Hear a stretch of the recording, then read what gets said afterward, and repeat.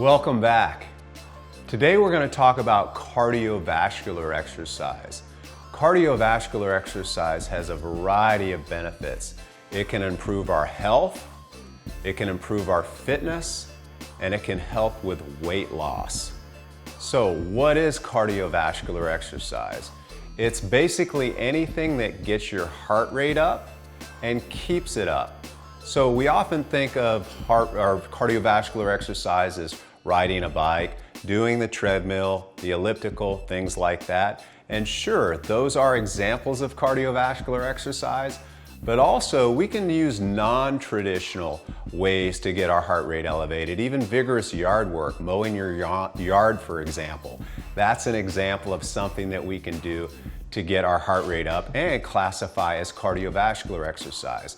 But one of my favorites that I use a lot with my clients is strength training. By limiting the amount of rest between exercises and doing exercises that work more of the entire body, you can get a significant cardiovascular workout through strength training. So how do we know how to do it? Well, one of the things that we can do is we want to measure the intensity. And there's a couple of different ways to measure the intensity. First is a subjective measurement, and that's called rating of perceived exertion, or RPE for short.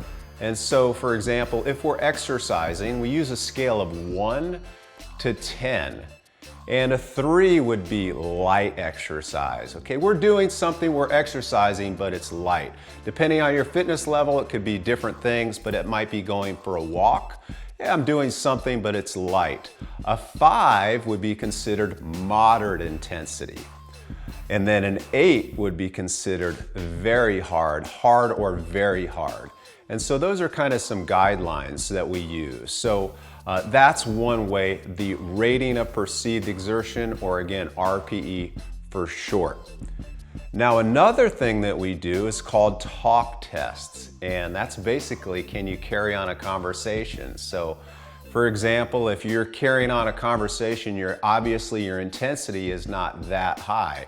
So if we're engaging in light or moderate exercise, we do want to be able to carry on a conversation. So that would be a 3, 4, maybe as much as a 5. Once we start hitting a 5 on that scale of 1 to 10, we start being short of breath somewhat. So a 3, 4, or 5, we should be able to carry on a conversation. Once you get a 5, it's not real pleasant, but you can still do it. But if you're at an 8, no way. You should not be able to carry on a conversation. So talk test is another measurement that we can use to determine cardiovascular exercise. And lastly, and this is the most objective way, it's based on your heart rate. So you see my iWatch, just a little tip on these. They're okay, especially if you're doing the same thing. So you're going for a walk, for example, and you're not really speeding up or slowing down. You're just kind of going at the same pace. They're not too bad. But if you start doing things where you're going up and down with your heart rate, or you're doing different exercises like strength training, I don't like them at all. So they're not really accurate. A more accurate way to measure heart rate is through a polar heart rate monitor, or the monitors that strap around your chest. They're going to be accurate. They're going to be giving you a solid pulse, and it will relay onto your watch, for example, not an iWatch necessarily, but it will relay on a watch that actually comes with it, or they'll also go to your phone, or the treadmill itself, or ellipticals are sometimes compatible. So a heart rate monitor that goes around your chest is really ideal. So where should we be on our heart rate monitor? Well, I'm going to give you a formula, so you're going to be able to look at that, but I'll just briefly explain it. We have what's called our maximum heart rate, and that is 220 minus your age. So, for example, let's say you're 50. We take 220 minus 50, and that gives us 170. So that, in theory, is our maximum heart rate. Everybody's varies a little bit, but for the average person, even though there really isn't an average person, we'll just say it's 170. So do we want to exercise at 170? No, that's way too high. So if we want to engage in moderate activity, it should be between 50 and 70% of our maximum heart rate. Okay? If we want to engage in vigorous activity, it should be between 70 and 85%. And if you don't have any health problems, you can actually go even above that 85%.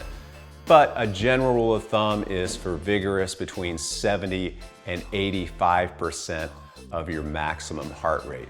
So again, heart rate, light to moderate or moderate exercise, 50 to 70%, and for vigorous exercise, 70 to 85%. Just one little note, doing this for many years, I've noticed that the 50% tends to be a little bit low, and even those new to exercise, I tend to have them go closer to the 70%. And those who want to do vigorous, I actually have them gravitate towards closer to the 85%. Again, especially if they don't have any health issues. And for some people who are highly fit, I even go above and beyond that. So that's the way we measure intensity for heart rate. Talk test, light to moderate is between 3 and 5. Vigorous would be closer to an 8. And so that's how we measure intensity when it comes to cardiovascular exercise. So now that we've talked about measured intensity, how do we know how much should I do? Well, at minimum, we should be engaging in 75 minutes of cardiovascular exercise per week. Ideally, at 150 minutes or even more. Now, one of the ways that we can kind of distinguish between the two is based on the intensity level. We know if you're doing vigorous exercise most of the time, closer to 75 minutes would actually be enough to get significant benefit. If our exercise intensity is more moderate, ideally we need more exercise, closer to the 150 minutes. So depending on where your intensity level will partly determine how much exercise that we need to do. So now that we know how much we should do, what are the different types of cardiovascular exercise? Well, there's two main ways. The first is what's called steady state, and that's where you're basically walking or jogging or biking or doing the elliptical pretty much at the same pace. There's not a lot of variation. That's steady state. The other, and you may have heard of this, is called high intensity interval training, and that's where you're going up and down and up and down and so forth. And high intensity has been shown to have a lot of benefits. It's really effective for weight loss, and it's really effective for improving your fitness level. Now, there's one caveat though.